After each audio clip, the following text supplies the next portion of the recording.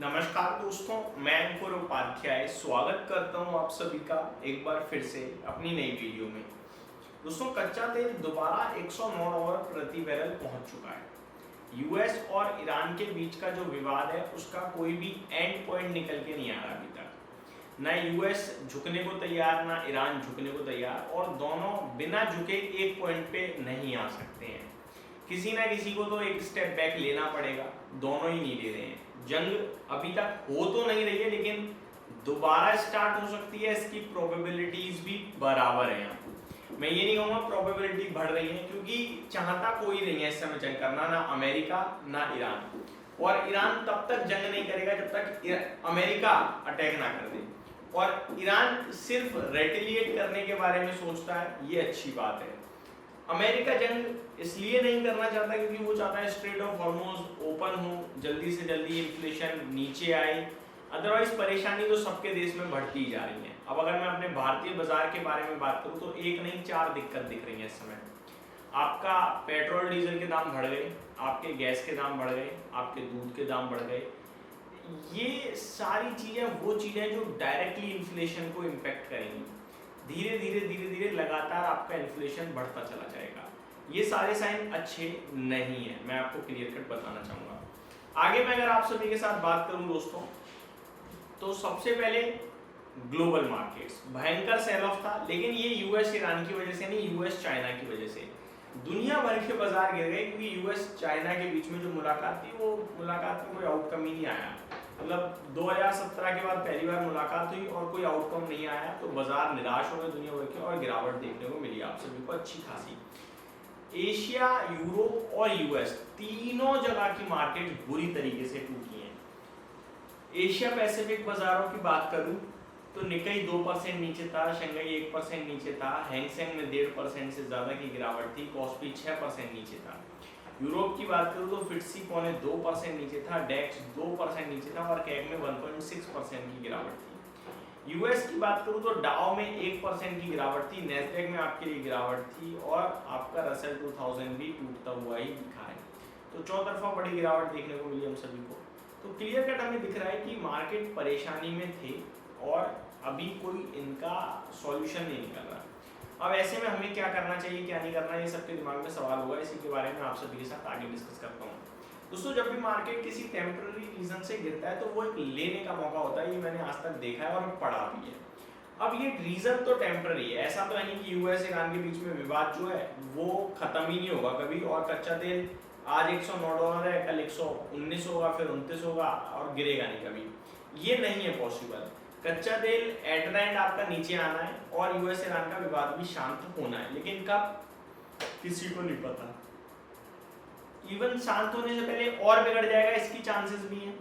तो बियर के सिनेरियो में तो बाजार के लिए और परेशानी आ सकती है। कच्चा तेल $130 भी जा सकता है, कुछ ब्रोकरेज हाउसेस $150 के अनुमान जता चुकी हैं, तो वहां तो परेशानी और बढ़ेगी। तो दोस्तों, कहने वाली बात ये कि आपके पास ना एक साइकिल है इस समय, साइकिल नाम सर्कल, ठीक है।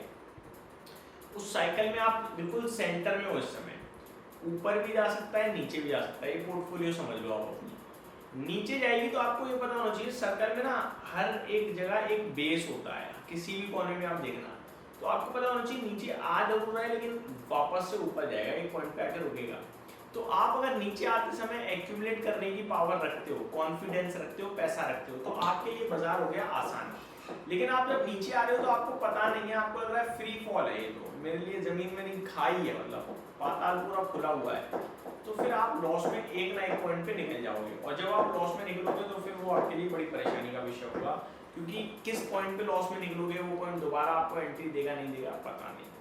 तो मेरे पहला ओपिनियन जो मेरे व्यूअर्स के लिए और लॉन्ग टर्म इन्वेस्टर्स के लिए वो ये है कि गिरावट का अंत है। और दूसरी बात मेरी ये है कि आप गिरावट में अगर खरीदते हो तो वेल्थ बनाओगे। अब मैं आता हूँ निफ्टी पे। निफ्टी है 23,643 पे। दोस्तों, लॉन्ग टर्म की कहानी क्या रही है निफ्टी की, आप मेरे को बस सिंपल भाषा में बता दो। निफ्टी कंसोलिडेशन में चल रहा है आपके लिए एग्जैक्टली जून 2024 से। जून 2024 का वो महीना था जब निफ्टी पहली बार आपके लिए 21,000 से 24,000 गया था, और तब से लेकर अभी तक कभी निफ्टी ने 21,281 का लो नहीं दिखाया। जून 2024 में दिखाया था। आज की डेट में हम 22,000, 23,000, 23,500 घूम रहे हैं, तो 21,200 पे तो नहीं आ रहे। बेस हमें पता चल चुका है नीचे 2024, यानी कि 2 साल हो गए। अगर मैं उससे पहले की बात करूं निफ्टी की, तो इसी तरीके का कंसोलिडेशन निफ्टी में पहले कब चला था वो भी मैं आपको बताना चाहूंगा।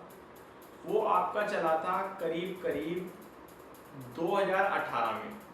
2018 अगस्त का हाई 11,700 का था, और एग्जैक्टली मैं आपको बता दूं 2020 फरवरी का जो हाई था वो भी करीब 12,400 था, यानी ऑलमोस्ट 1000 पॉइंट का मूव था। लेकिन 2 साल निकल गए इसमें। फिर एक क्रैश आया कोविड का, जिसमें हम लोगों ने लो लगाया था मार्च महीने में 7,500 का। वहां से निफ्टी हो गया करीब करीब आपका ऑलमोस्ट वन साइडेड भागा था निफ्टी में, आपको बताना चाहूंगा। और अभी रिसेंटली जो निफ्टी ने हाई लगाया उससे पहले वाले टॉप बनाए थे सितंबर 2030 में, और हाई लगाया 26,277 का। 7,000 से देखूं तो करीब 4 गुना, लेकिन मैं 7,000 से नहीं देखूंगा, मैं 12,000 से देखूंगा। 12,000 से देखूं तो 4 साल में निफ्टी आपका 12,000 का 26,000 हुआ, यानी डबल से ज्यादा 4 साल के अंदर अंदर। तो मेरा मानना ये है कि बाजार ये कंसोलिडेशन 2 साल कर चुका है, एक आध साल और निकल जाएगा, लेकिन अगले एक आध साल में आपका कैपिटल रॉकेट की रफ्तार से भागने के चांसेस हैं, क्योंकि लॉन्ग टर्म में निफ्टी कंपाउंड करता है 12, 13, 14% से। अब एक साथ वो 4 साल का 1 साल में देगा या 1 साल में 4 साल का देगा, वो वक्त बताता है। अब 2 साल से नहीं आया, ये आपके लिए अच्छी बात है। देखो पैसा बनेगा, आप होल्ड कर लोगे तो ज्यादा बनेगा। अब मार्केट क्या है, इतना आसान लगता है लेकिन है नहीं। बाजार एक ही साल में आपका अगर ये 26,000 से 32,000 हो जाए, मार्केट ने तो काम कर दिया अपना। लेकिन अगर आप वो रैली मिस कर चुके हो तो 32,000 से 40,000 होने वाली रैली में आप बैठ नहीं पाओगे, क्योंकि फिर वो 32,000 से हो सकता है 30,000 आए या 32 घूमता रहे ऊपर नीचे, आपको क्या रहे यार अब तो ऊपर चल ही नहीं रहा, जिसमें वो तो मूव दे गया। तो मूव पकड़ने के लिए आपको टाइम देना पड़ता है। कभी कभार लोग कहते हैं मार्केट पूरी साल का पैसा एक हफ्ते में दे देता है, आप कहते हैं मैं उसी हफ्ते में एंट्री कर लूं तो सही रहेगा। वो हफ्ता केवल वही रोक पाते जो पूरी साल रुके थे, वो हफ्ता एक बंदा नहीं पकड़ पाता। तो आपको ये समझना होगा बाजार आपसे टाइम मांगता है, आपको देना पड़ेगा। काफी लोग कहते हैं भाई मेरा पैसा नहीं बना, मेरा पैसा नहीं बना, कोई बात नहीं ना, बाजार बंद हो गया क्या, चल रहा है और बन जाएगा भाई। वेट ही करना है आपको, डरना नहीं है। मुझे पता है, आपको पता है बाजार ऊपर जाएगा, लेकिन हम होल्ड नहीं कर पाते। तो होल्ड ही सक्सेस की चाबी है भाई सब शेयर बाजार में, तो आपको करना है। ये मेरी तरफ से अपडेट थी। Thank you so much for watching this video. Good night.